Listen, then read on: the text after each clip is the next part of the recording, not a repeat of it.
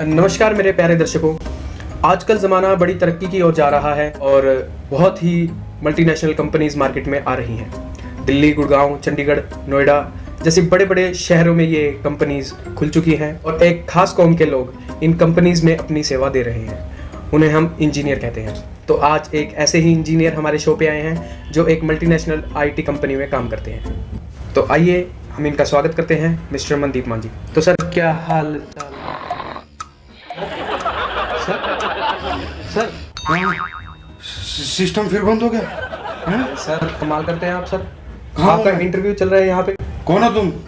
अरे sir interview चल रहा है सर यहाँ पे। अरे यार, कल रात में 1:30 बजे ऑफिस से आया। सॉरी भाई। अच्छा तो सर आपकी नाइट शिफ्ट थी? कौन सी नाइट शिफ्ट भैया? कौन सी नाइट शिफ्ट भैया? परसों सुबह ऑफिस गया था मैं। Night shift? क्या मजाक कर रहे हो सर आप? तुम मेरी साली लगती हो जो मैं तुमसे मजाक कर रही हूँ। मैं तुम्हें अपना बता रहा हूँ, तुम कह रहे हो क्या मजाक कर रहे हो? पर हमने तो सुना है मल्टीनेशनल कंपनी में बहुत पीसफुल वर्क कल्चर है। क्या बोले? पीसफुल वर्क कल्चर, और वो भी मल्टीनेशनल कंपनीज में और IT सेक्टर में। मेरे भाई, कभी बिना घुसंड की लड़ाई देखी है? वहाँ वो चलती है बाहर से हाय हेलो कैसे हैं आप? और अंदर प्रतिशोध की ऐसी अग्नि जलती है, दिल करता है कि एक दूसरे के कपड़े फाड़ डालें। इतनी आग भरी पड़ी है मेरे भाई उन लोगों में। आप कह रहे हो कि पीसफुल वर्क कल्चर? अगर गवर्नमेंट एक दिन के लिए बोल देना कि आज किसी पे कोई केस नहीं होगा, मेरे भाई पूरे साइबर हब में एक भी बंदा अगर पूरे कपड़े में ऑफिस से बाहर आ जाए ना, तो मुझे बोलना, सबके कपड़े ऐसे फटे हुए निकलेंगे। सबके कपड़े फटे हुए, किसी का जबड़ा टूटा हुआ। और एक और बात बता दूं आपको, ये HR वाले जितने हैं ना, ये तो सबके सब बेहोश मिलेंगे आपको। Peaceful work culture. आपने तो डरा दिया मुझे। वो ग्लास की बिल्डिंग ही है, ऑफिस नहीं है, वो टॉर्चर रूम है मेरे भाई, टॉर्चर रूम। तुमने आज तक 3rd डिग्री तक सुना होगा, वहाँ साला 7 डिग्री दिया जाता है। अंदर से बाहर से खुश है सब। ओए होए शर्मा जी, ओए होए वर्मा जी आया। बाहर से खुश, नीचे से सबकी फटी पड़ी है मेरे भाई। साला आयरलैंड में बैठा आदमी इंडिया में बैठे लोगों की ले रहा है। अगर इतना ही प्रेशर है सर तो आप जॉब छोड़ क्यों नहीं देते? आप कह रहे हो जॉब छोड़ दो, प्रेशर है तो? भैया हम इंडियन हैं, हम प्रेशर में सिर्फ गैस छोड़ सकते हैं, जॉब नहीं छोड़ सकते। और बाय द वे, मैं मोदी नहीं हूँ जो मेरे बाल बच्चे नहीं हैं। सर आपने तो इमोशनल कर दिया। बिल्कुल ऐसे ही HR वाले फंसा लेते हैं मेरे भाई, इमोशनल करके। हर साल 20% इंक्रीमेंट लगेगा, फैमिली ट्रिप होगी, फॉरेन ट्रिप, होटल मीट्स होगी। साला सब बकवास, सब धांधलेबाजी, कुछ नहीं होता है। अब आपको एक मजे की बात बताता हूँ। मेरा बॉस मुझे बोला कि मिस्टर मनदीप, आप अपने आप को 5 साल में कहाँ देखते हैं?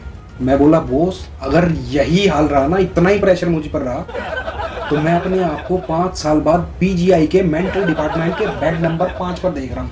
इतना प्रेशर रहता है बॉस। बताओ, इस प्रेशर में ये हाल हो गया है मेरा कि मुझे डेली एक रैबिट ऑयल की गोली लेनी पड़ती है।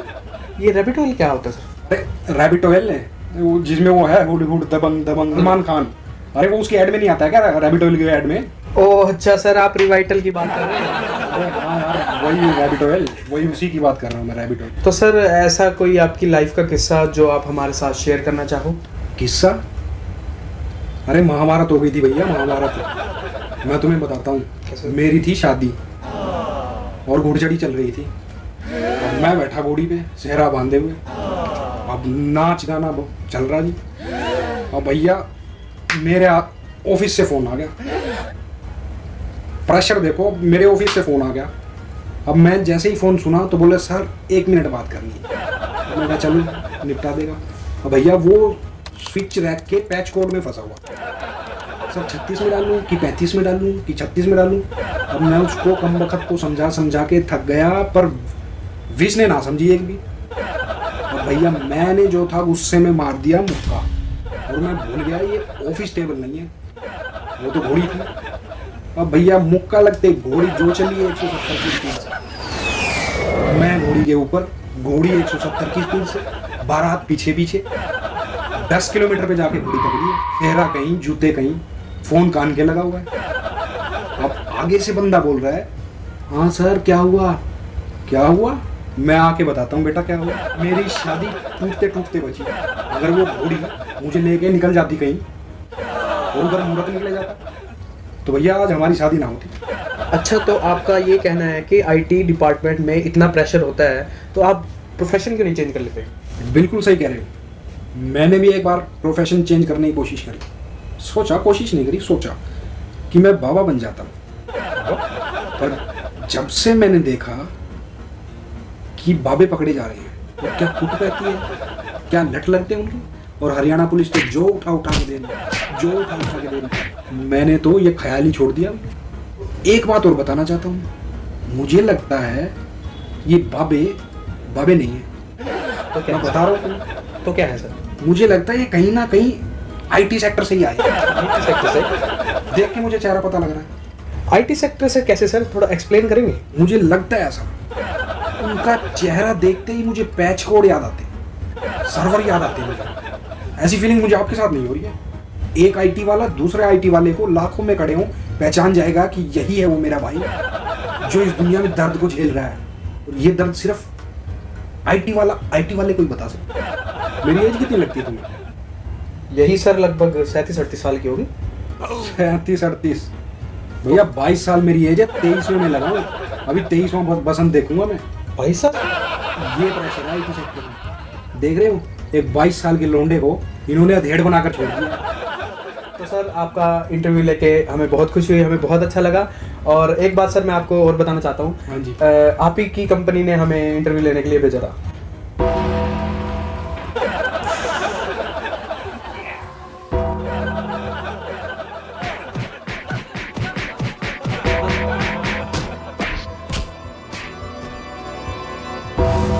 सुन लो दोस्तों, तुम्हें तुम्हारी माँ की कसम अगर चैनल को सब्सक्राइब नहीं किया और लाइक और कमेंट जरूर कर देना तुम्हें तुम्हारी माँ की कसम।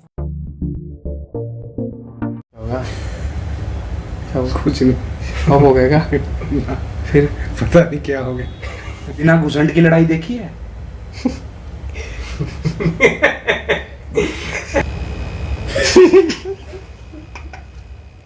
ठीक था।